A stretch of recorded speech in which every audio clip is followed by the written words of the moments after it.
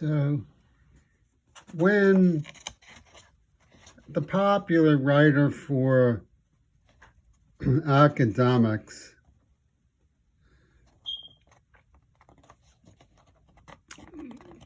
Benedict Anderson, came up with his idea for a study of the nation state as the creation of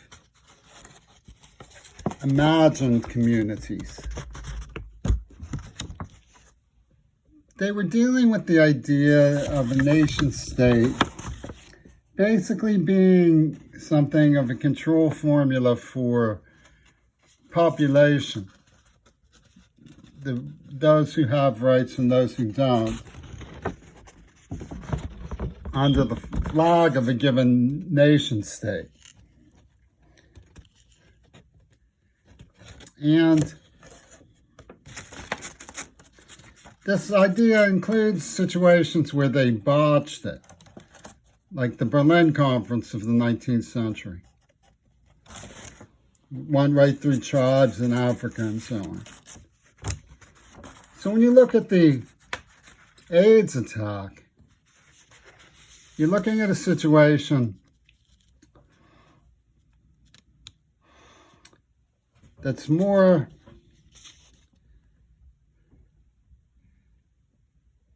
house cleaning than anything in the minds of the people that did it.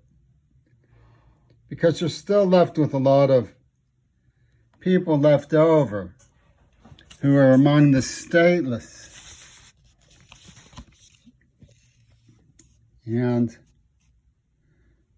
what happens with the stateless is that bets are off as to whether they can survive without human rights or civil rights. What happened with the attack is that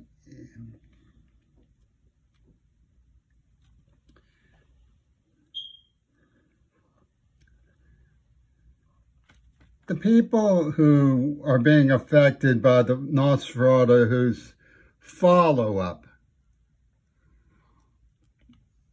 in Gaza didn't say anything and were likely sympathetic to the AIDS attack because they're moralists from a fundamentalist religion. And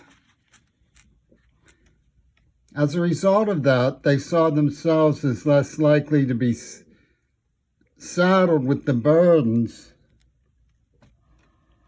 of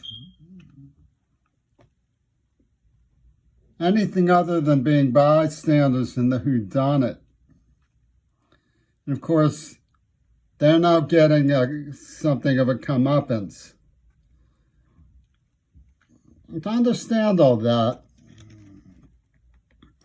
you have to look at the way that a lot of people in politics are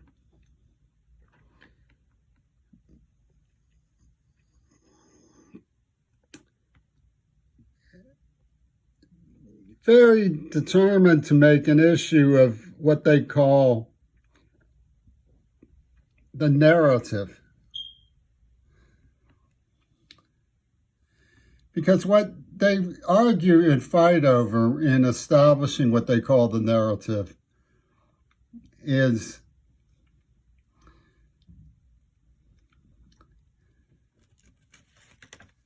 control of facilitating interpretation of popular digest and history. So when you look at the narrative that becomes somewhat contradictory, you look at a situation like the question of why would people of Gaza go along with Nosferatu's more general attack in the name of Gail Burslem, when many of them are humane people, if they weren't actively agency to it? And it has to do with the fact that the people in poor communities have a reasonable fear of abandoned women. So sexual licenses is not justified in the way that it is sometimes in Pittsburgh neighborhoods.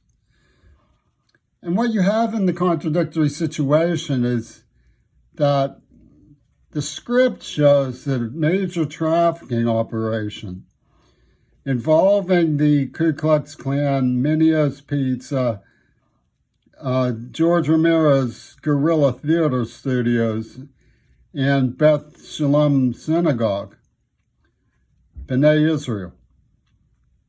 Major trafficking confederacy was hiring women from pornographic starlets and then assigning them roles.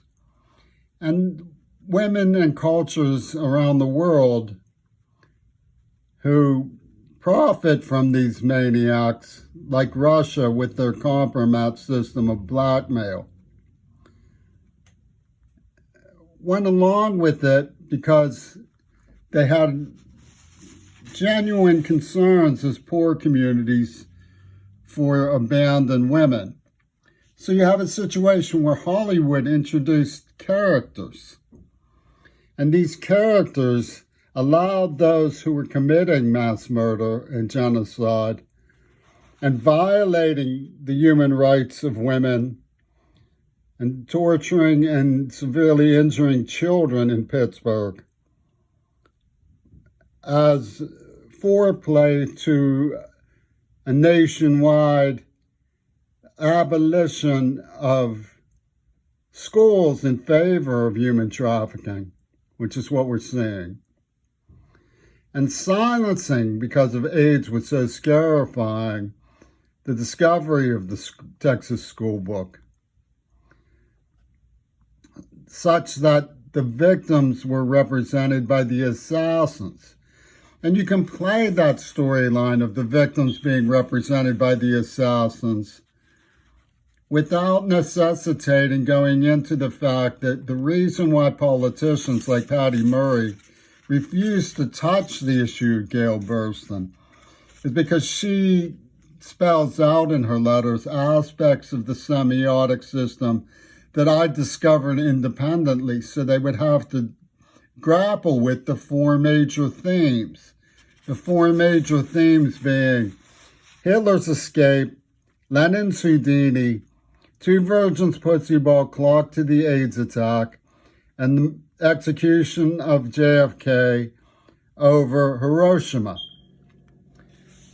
So when you see the contradictions between genuine concern for abandoned women and allowing starlets from a trafficking corporation to role play representation of victims on behalf of those who are doing the murdering and exterminating, you see a vying for narrative. But let's look at this from a different point of view. I had the good fortune to meet Ralph Abernathy, who led the Poor People's Campaign. Martin Luther King was scheduled to lead it, and Ralph Abernathy took charge. Well, the exterminators, King was killed among sanitation workers. That's a symbol in the same way that sin war is a symbol. You see, what actually happened is that Egypt signaled Israel to move the rave into position. The reckless abandon of the supernova rave was actually the target. It was a symbol, a consecration of the AIDS attack. And Gaza's Palestinian feminist advocacy for Yoko Ono, who was named the eternal victim by Lenin's Houdini. So Jagger came prancing and gloating in Tel Aviv, and Roger Waters and Eno had preset movies all ready to upload into TikTok for the production of the genocide peep that went on. So what are we seeing? We're seeing a synthesis, a symbiosis of cause. The Poor People's Campaign and Egypt, who lost Mubarak because of the Arab Spring, giving a warning to the Gazan poor. And they're on their honor to support the people who created the narrative from Hollywood because of what's known as empathy casting. You're supposed to empathize with the boohoo actress of Minio's crowd and go along with their Romero's stage fights, which they did expertly in Gaza for the production studios involved. So, Poor People's Campaign and Arab Spring were the targets in the